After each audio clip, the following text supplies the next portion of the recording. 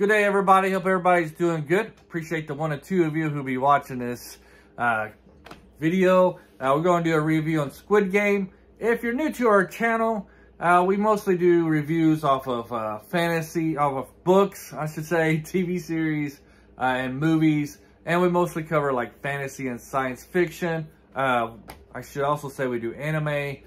We do talk about those.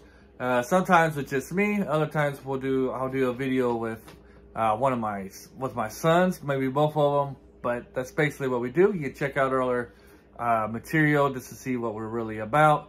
But yeah, today we're going to be talking about the Squid Game. It's a TV series from Korea. It's getting a lot of praise. A lot of people are watching it. It's getting really popular here in the United States. And they're really enjoying it. I think why it's so captivating for people here in the United States is because the media and television and movies in general have been really a letdown here in this country for the last few years. And this is something new. As far as Korea, I'm not going to say I am an expert in all the Korean shows, but here in the last month or two, I've been watching quite a few shows from Korea, Japan, and China. And I find that while Squid Game is really good, compared to the others material I've watched, it's probably above average. If you're someone who's really looking for good content, you don't know where to find it, and you are a Netflix subscriber, I would highly suggest you check out some of the Asian shows they have on there. I haven't been disappointed with any of them. They've all been really good, and they got really good ideas and storylines over there that you just don't see in the United States anymore. So let's get into the Squid Game. It's basically about a gentleman who had a family at one time, and he had a pretty good job.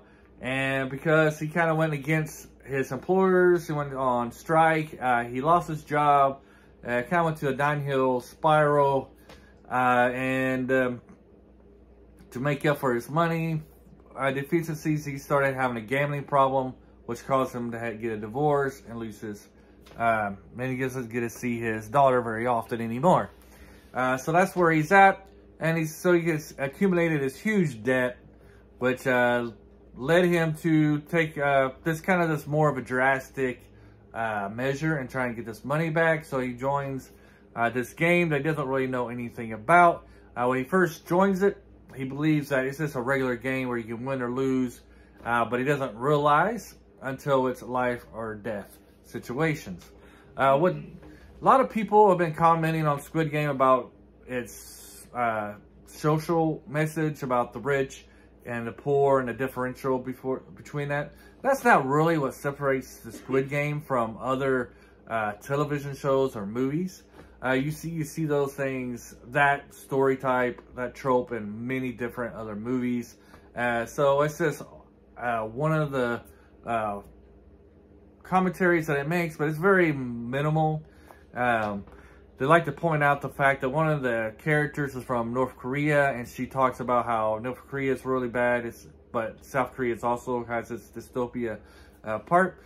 However, when you think about it, the character from North Korea knows that South Korea is better than North Korea because she's continuing to get her mother, try to get her mother, who's still in North Korea, out of North Korea into South Korea.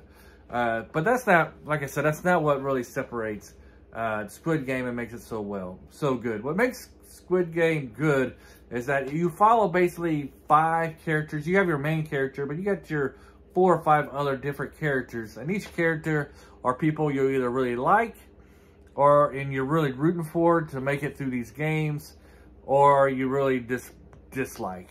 And you know what television and movies and books in general really allows you to do is really just hate a character and hope they die, which you can't really do that in real life. But this is where you are in Squid Game, where you're really rooting for probably 3 characters you're really rooting hard for, and you really enjoy them. And then you got a couple where you're like, you know, in between. And then you got like one guy where you just really hate. And there's like there's probably 2 guys that you end up really hating in this series.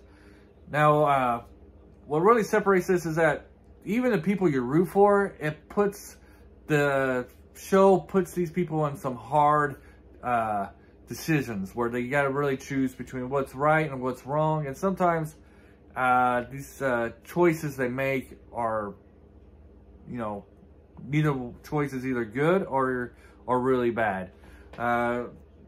Particularly the one episode that really will stick out if you've watched this, or if you're going to watch this, is episode 6. This is probably the best episode, as you really see your heroes, the ones that we root for, put in these tough decisions, as you know, especially when it comes to honesty, as we see our main character has this decision in this where he's playing this game, he's kind of losing, and then it gets to the part where he doesn't need to be honest. And also in this episode is when we lose some of our most loved, and one of our characters that we're really pushing for and rooting for to get through. And the whole time I'm watching this series, I'm like, is only one person going to win, or can we have multiple winners? And so you kind of root for, hopefully we can have multiple winners. I'm not going to give away if there are multiple winners or not. But yeah. And another thing that makes this series good is that as you're watching it, when you put yourself in the shoes of these characters, you're wondering, what decisions would I have made? Would I have done what they would have done? Would I have done something different? And sometimes, you know, you find out that maybe you're not such a good person, or maybe you know, you would have done something different. It really pushes some morals that you have in this series, and we see these characters being faced with these moral decisions as well. This show also has a side plot with a detective who's trying to find his brother, who he believes got put into this game. This side plot kind of it's not well fleshed out very well. It's not really well told, just because for the most part, at least for me, and maybe I missed this, I thought, you know, his brother was in the current year of the Squid Games, but as you find out that it looks like he might have been in the past years. They don't really explain that very well. And but it does add some suspense as this undercover cop is trying to penetrate and get inside this organization. You know, will he be the one who can save everybody? Will he not be the one who saves everybody? You know, that's one of the storylines you got going on in this one. So I'm not going to give away if he does or not. But that side plot is something that kind of brings the show down a little bit. It could have been a little bit well done, better done, but it does actually help you be able to know the other side. Like you're really in the minds of the players, but with the cop and his penetration, you get to know who the organization, who the people who organized it are, who the people who are working for them, what their mindset is. And so it does bring that kind of stuff to light and does really well. It does open up for a possibility of a second season. I don't know if a second season would be as good or as interesting as the first season, only because what makes this so interesting is that you don't know anything about this world. And so as you're going through it, you know, you're getting, the world's kind of open up to you more and more, and it's what makes it interesting. If you go to a second season, you know, we're already kind of accustomed to this world, what the Squid Games are, what these people are doing, and such like that.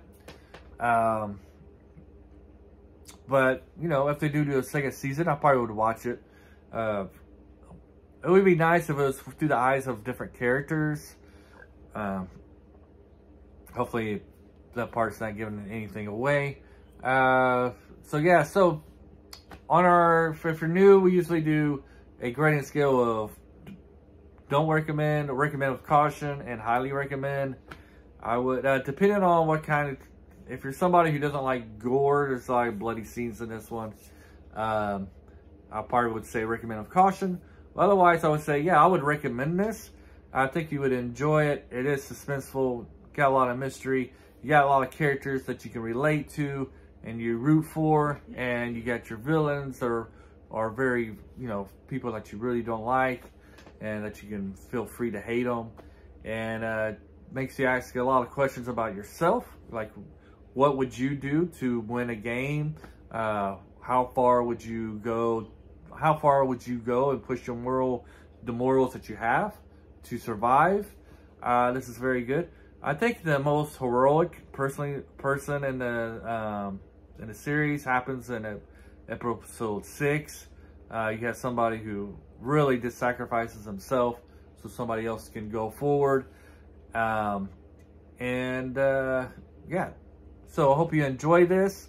If you did, hit the like button. Leave your comments. Interested to see what you think about Squid Game. And other comments, what you liked about this review, what you didn't like about this review, and what you think we can do better. Have a great day. Bye.